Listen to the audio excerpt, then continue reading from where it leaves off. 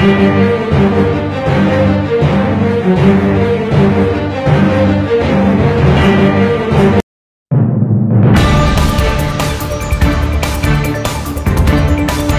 என்று பார்த்தால் அங்கு நடந்தது, பெயரில் அண்ணாவையும் திராவிடத்தையும் கொண்டுள்ள அந்த கட்சி, கொடியில் அண்ணாவின் படத்தையும் கொண்டுள்ள அந்த கட்சி பெரியாரை பற்றியும் திராவிடத்தை பற்றியும் அதே போல அண்ணாவை பற்றியும் இழிவாக விமர்சனம் செய்திருக்கிறார்கள். இதையெல்லாம் ரசித்துக் கொண்டிருக்கிறார்கள் இந்த எடப்பாடியின் மாஜி அமைச்சர்கள். வெட்கமாக இருக்கிறது. உண்மையிலே மனமெல்லாம் கொதிக்கிறது. எத்தனை பெரிய தலைவர். நான் என்ன சொல்றேன், உங்க கட்சியில இருக்க அந்த திராவிடத்தை எடுத்துருங்க, உங்க கட்சி பேர்ல இருக்க அந்த அண்ணாவை எடுத்துருங்க, அந்த படத்துல கட்சி கொடியில இருக்க அண்ணாவையும் நீக்கிடுங்க. அதுக்கப்புறம் எந்த ஈன செயலை வேணா செய்யுங்க, நாங்க ஒத்துக்கிறோம். அதை கூட எதை வேணா இருக்க நாங்க ஒத்துக்கிறோம்.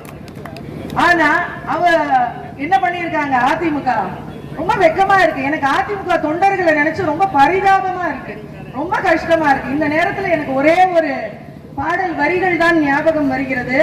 அடிமையின் உடலில் ரத்தம் எதற்கு, அடிமையின் உடலில் ரத்தம் எதற்கு, தினம் அச்சப்படும் கோழைக்கு, தினம் அச்சப்பட்ட கோழைக்கு இல்லம் எதற்கு, தினம் அச்சப்பட்ட கோழைக்கு இல்லம் எதற்கு என்று கவிஞர் கண்ணதாசனின் வரிகளை இங்கே மேற்கோள் காட்ட விரும்புகிறேன்.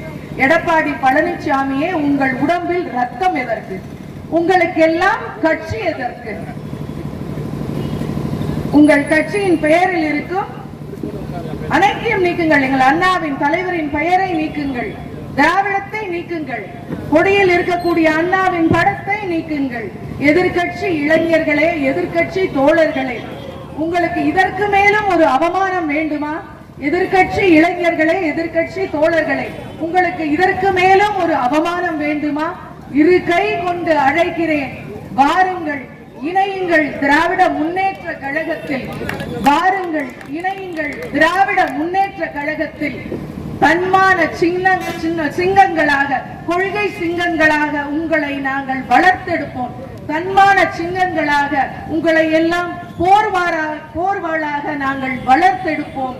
இந்த நீங்கள் எல்லாம் எங்களுடைய மாண்புமிகு தமிழ்நாட்டின் முதலமைச்சர் அவருடைய தலைமையில் ஓரணியில் தமிழ்நாடு என்று ஒன்றிணைவோம், ஓரணியில் தமிழ்நாடு என்று ஒன்றிணைவோம் என்று சொல்லி எங்களுடைய திருப்பத்தூர் பேரூராட்சியில் எங்களுடைய மாண்புமிகு தமிழ்நாட்டின் கூட்டுறவுத்துறை அமைச்சர் கொண்டு வந்த நலத்திட்டங்களை இங்கே நான் கூற கடமைப்பட்டிருக்கிறேன். ஏனென்று சொன்னால், மாநிலம் அளவில் முதல்வர் இருக்கிறார், மாவட்ட அளவில் எங்களுடைய மாவட்ட அமைச்சர் இருந்து எங்களை வழிநடத்துகிறார். திருப்பத்தூர் தொகுதி மக்களுக்காக அவர் கொண்டு வந்த திட்டங்களை இன்று நான் உங்கள் முன்னிலையில் வாசிக்க கடமைப்பட்டிருக்கிறேன். 2021 25 முதல் 15வது நிதிக்குழு மானிய திட்டத்தின் மூலமாக 3,60,39,041 பணிகள் முடிஞ்சிருக்கு. கலைஞர் நகர்ப்புற மேம்பாட்டு திட்டத்தின் மூலமாக 99,38,34,000 6 பணிகள் நடந்து முடிஞ்சிருக்கு. நபார்ட் நிதி உதவி திட்டத்தின் மூலமாக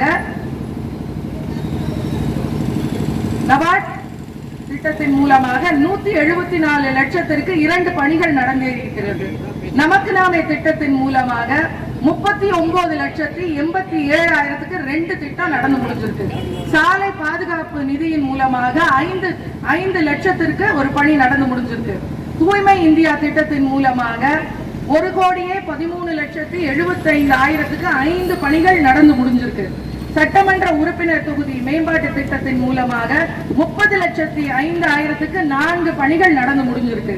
அதே போல எம்பி திட்டத்தின் மூலமாக, பாராளுமன்ற உறுப்பினர் உள்ளூர் அபிவிருத்தி திட்டத்தின் மூலமாக 41 லட்சத்திற்கு 7 பணிகள் நடந்து முடிஞ்சிருக்கு.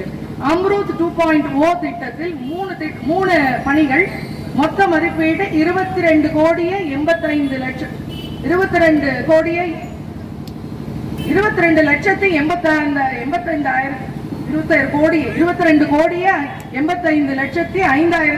பணிகள் நடந்திருக்கு. தமிழ்நாடு நகர்ப்புற சாலை கட்டமைப்பு மேம்பாடு திட்டத்தில் 55,03,000 ஒரு பணி நடந்து முடிஞ்சிருக்கு. 6வது நிதிக்குழு மானிய திட்டத்தின் மூலமாக 76 லட்சத்திற்கு 2 பணிகள் நடந்து முடிஞ்சிருக்கு. மூலதன மானிய நிதி திட்டத்தின் மூலமாக 37,000க்கு ஒரு திட்டம். அதே போல state urban infrastructure development fund மூலமாக 33,05,000க்கு ஒரு பணி முடிஞ்சிருக்கு. மொத்தம் 76 பணிகள் நடந்து முடிஞ்சிருக்கு. அதோட மதிப்பீடுன்னு பாத்தீங்கன்னா 41,90,16,000. சுருக்கமாக சொன்னால் நடைபெற்று முடிந்த பணிகள் என்று பார்த்தால் 76, அதோட மதிப்பீடு 41,90,15,000. அதே போல 2025-26 ஆண்டு நடைபெற உள்ள பணிகள் இன்னும் நடக்க போகுது. நேற்று போல முந்தானேத்து கூட தீர்மானத்துல கையெழுத்து போட்டு வந்திருக்கேன். 44 பணிகள் நடைபெற இருக்கிறது. அதனுடைய மதிப்பீடுன்னு பாத்தீங்கன்னா 6,51,85,000. மொத்தம் 48,42,00,000க்கு பணிகள் நடைபெற்று நம்ம மாண்புமிகு கூட்டுறவுத்துறை அமைச்சர் அவர்கள் பதவியேற்றதிலிருந்து கிட்டத்தட்ட 51 கோடிக்கு நமக்கு பணிகளை கொடுத்திருக்காரு. நம்ம திருப்பத்தூர் மக்கள் தன்னிறைவு அடைய வேண்டும் என்பதற்காக எல்லா திட்டங்களையும் உங்களுக்காக கொண்டு வந்திருக்கிறார். ஆக இந்த கூட்டத்தின் சாராம்சம் என்னவென்றால், இதை விட சாதனைகள் யாரும் பண்ண முடியாது. இவ்வளவு குறுகிய காலத்தில் இவ்வளவு சாதனைகளை செய்து முடித்த ஒரே கழகம், ஒரே இயக்கம் என்றால் அது திராவிட முன்னேற்ற கழக இயக்கம் தான். வேற எந்த இயக்கமும் கிடையாது. வருகின்ற 2026 சட்டமன்ற தேர்தலில் மீண்டும் திராவிட முன்னேற்ற கழக ஆட்சியே அமையும் என்று உறுதி கூறி வாய்ப்பளித்தமைக்கு நன்றி பாராட்டி விடைபெறுகிறேன். நன்றி, வணக்கம். உரையாற்றுவார்கள்.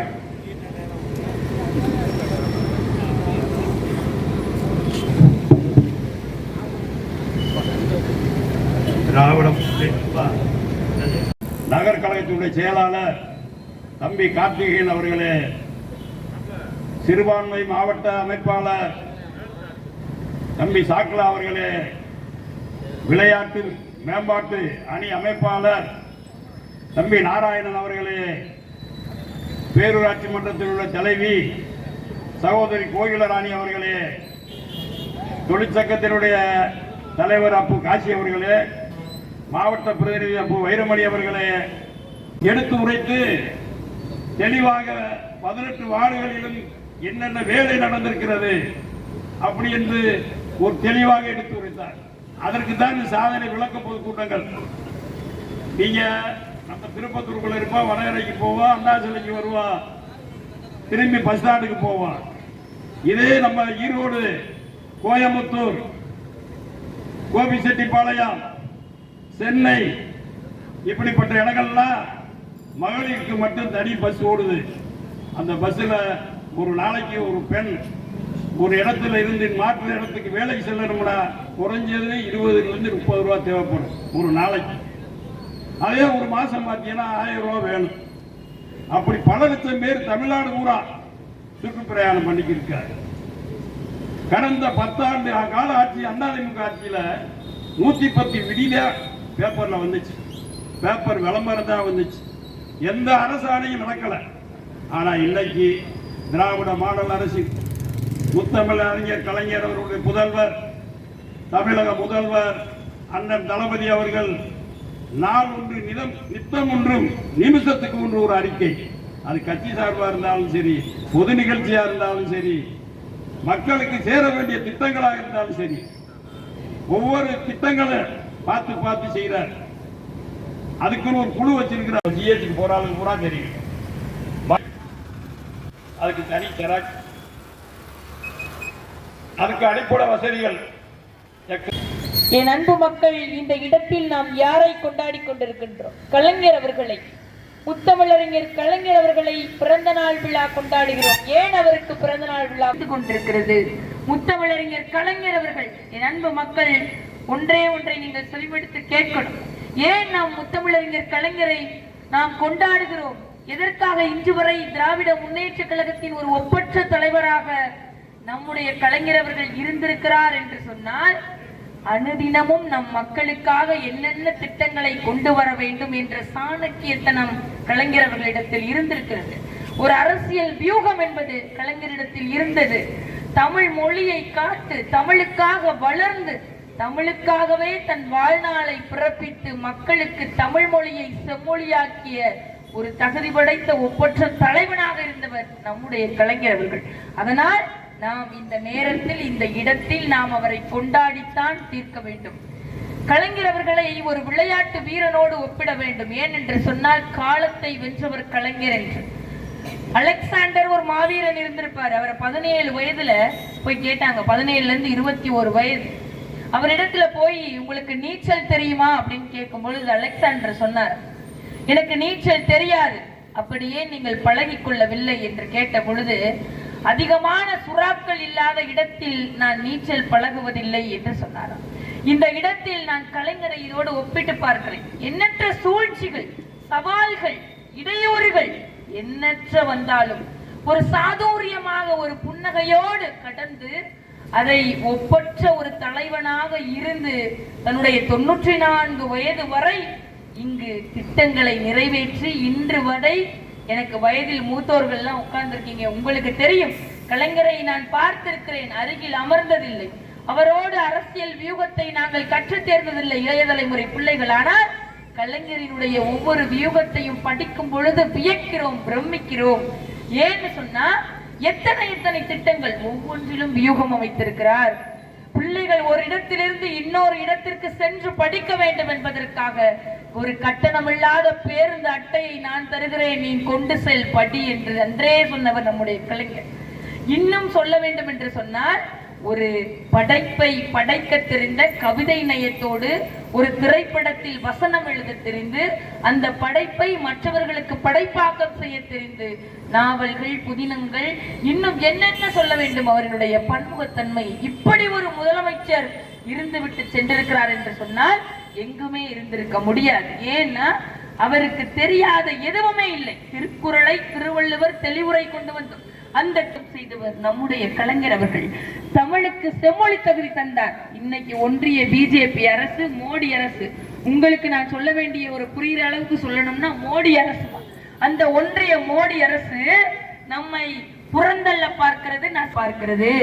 அன்றைக்கு தகுதி தந்தார். அதைத்தான் இன்னைக்கு கன்னியாகுமரியில போய் நின்று போய் பார்த்தீங்கன்னா நம்மளுடைய வள்ளுவ பெருந்தகை இருக்கிறார் பாருங்க, திருக்குறளை எழுதிய வள்ளுவ பெருந்தகை. அவரை உட்கார கூட வைக்காமல் நின்றபடி என் பிள்ளைகள் நிமிர்ந்த நிலையில் அவரை பார்க்க வேண்டும், தலை நிமிர்ந்து நம் வள்ளுவன் நிற்க வேண்டும் என்று சொல்லி 133 அடியில் கலைஞர் அவர்கள் வைத்தாங்க. ஏன் தெரியுமா? அப்படிப்பட்ட ஒரு உண்மையாக இருந்த பக்கத்துல விவேகானந்தர் பாறை இருக்கு பாருங்க. அந்த விவேகானந்தருக்கும் காவி சாயம் பூசுவதற்காக இருந்த அந்த ஆரிய நாகரிகம், இந்த ஆரிய மாடல், இந்த ஒன்றிய சங் பரிவார் கூட்டம் விவேகானந்தருக்கும் மேல காவிச்சாயத்தை பறக்க விட்டுச்சு பாருங்க. அந்த இடத்தில் இங்கு லெமுரியா கண்டம்னு இந்த கன்னியாகுமரி கடலுக்குள் இருந்தது. அதில் ஆதித்தமிழர்கள் வாழ்ந்தார்கள்.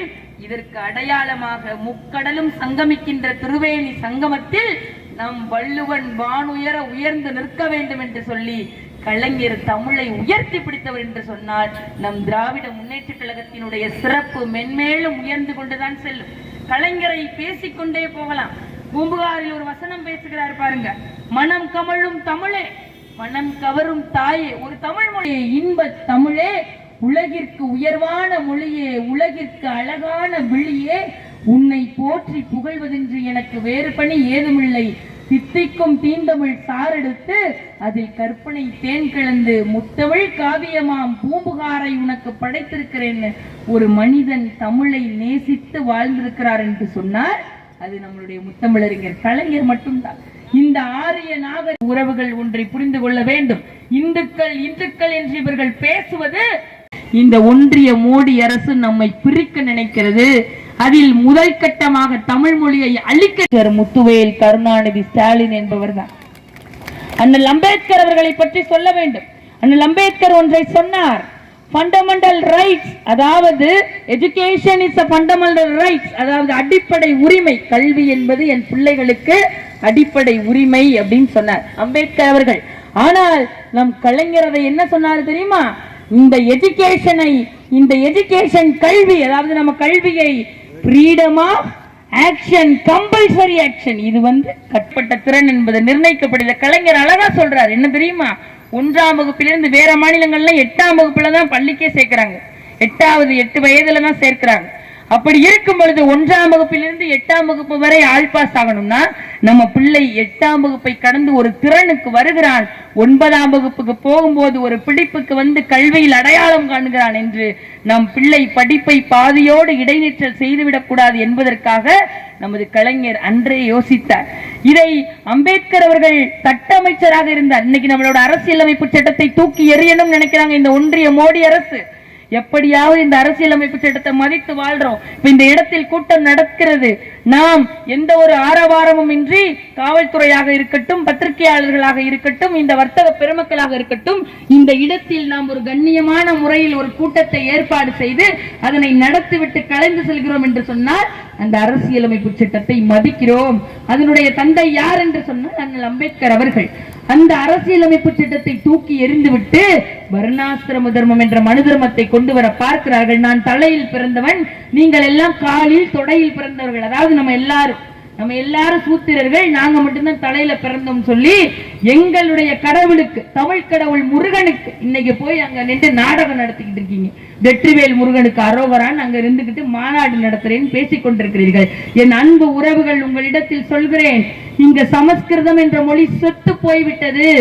எந்த மாநிலத்திலும் முகாந்திரம் இல்லை. இந்த மொழிக்கு உள்ள ஓதுறாங்க பாருங்க, கடவுளுக்கு சமஸ்கிருதத்தில் ஸ்வாக ஸ்வாகன் ஓதுகிறார்கள் பாருங்க. அந்த மொழி எந்த மாநிலத்திலும் முகாந்திரம் இல்லாத மொழி.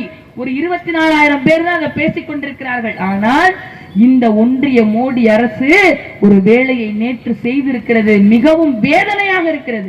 நம்மளுடைய தமிழ் மொழி இன்று அம்மா அப்பா உயிர் மெய் என்று தமிழில் இலக்கியம், இலக்கணம், புதினம், நாவல் என்று இருந்திருக்கும் பொழுது தொன்மை அதிகரித்திருக்கக்கூடிய தமிழ் மொழிக்கு 147.56 கோடி.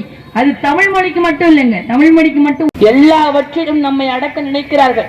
நம்மளுடைய தமிழ் மொழியை அழிக்க பார்க்கிறார்கள். தாய்மொழியாம் தமிழ் மொழி மிகப்பெரிய உயரிய மொழியாக நமக்கு இருக்கிறது. இன்னைக்கு அதற்குரிய நிதி ஒதுக்கப்படல. ஆனால் எப்படி குஜராத்திங்கிற மொழி அழிஞ்சு போச்சு, மராட்டிங்கிற ஒரு மொழி அழிஞ்சு போச்சு, தாய்மொழிகள் எல்லாமே வேற வேற மாநிலங்கள்ல அழிந்து போயிடுச்சு. அங்க எல்லாம் இவங்க கொண்டு வந்த புதிய கல்விக் கொள்கைன்ற திட்டம், இந்த இந்தி படிக்க சொல்றாங்க பாருங்க, அது மறுபடி நம்ம தமிழுக்கு கொண்டு வந்து இந்த தமிழையும் கொண்டு வந்து நம்மளுடைய நாகரிகத்தை, பண்பாட்டை, கலாச்சாரத்தை அழிக்க நினைக்கிறது இந்த மோடி கூட்டம், இந்த ஆரிய கூட்டம், இந்த சங் பரிவார் கூட்டம். இதற்கு எல்லை சாமியாக நின்று கொண்டிருப்பவர் யார் தெரியுமா? நம்மளுடைய முதலமைச்சர் முத்துவேல் கருணாநிதி ஸ்டாலின் அவர்கள் தான். இவர்களுக்கு பின்னாடி நமக்கு நடக்கக்கூடிய விளைவுகள் நமக்கு தெரியல. என் அன்பு மக்கள், மகளிர்லாம் உட்கார்ந்து இருக்கீங்க, தெரியல. நாளைக்கு நம்ம பிள்ளைங்களுக்கு படிப்பதற்கு, அவர்களுடைய வாழ்வாதாரத்துக்கு, பெண்களினுடைய பாதுகாப்புக்கு, எல்லாவற்றிற்கும் கேள்விக்குறியை ஏற்படுத்த காத்து கொண்டிருக்கிறது இந்த ஒன்றிய மோடி அரசு.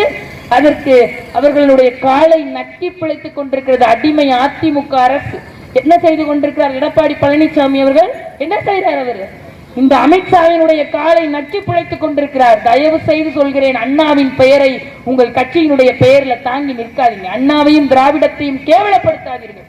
தயவு செய்து கேவலப்படுத்தார்கள். அமித்ஷா ஆரிய முன்னேற்ற கழகம் வச்சுக்கோங்க. தயவு செய்து அண்ணாவினுடைய பெயரை கேவலப்படுத்தாதீர்கள். அண்ணா எல்லா இடத்திலும் சொல்வார், DMK is a not political party, it's a social movement. இது ஒரு சமூக இயக்கம். இது ஒரு அரசியல் கட்சி மட்டும் இல்ல, சமூக இயக்கம். அப்படின்னா என்ன? சமூக இயக்கம் என்றால் என்ன? எந்த இடத்திலும் சமூக நீதி, சமத்துவம், சகோதரத்துவம், சமதர்மம், எந்த இடத்திலும் எல்லோரும் சமம், யாரும் ஏற்றத்தாழ்வு கிடையாது, யாருக்கும் எல்லோருக்கும் எல்லாம் கிடைக்கப்பட வேண்டும் என்பதுதான் அண்ணா நம்முடைய திராவிட முன்னேற்ற கழகத்தை சொன்னார். அப்படிப்பட்ட பெயரை வைத்துக் கொண்டு இன்னைக்கு பிஜேபி காலில் போய் கிடக்குறாங்க எடப்பாடி பழனிசாமி. அப்படியே உம்முன்னு மூஞ்சியை வச்சுக்கிட்டு என்ன பேசுறது? இங்கெல்லாம் வந்து எடப்பாடி நின்றாரா பேச முடியுமா? இன்னைக்கு திராவிட முன்னேற்ற கழகத்துல நான் இல்ல, இன்னும் இங்க இருக்கக்கூடிய எல்லாரும் இந்த ஒளிவாங்கி முன்னாடி நின்றாங்க.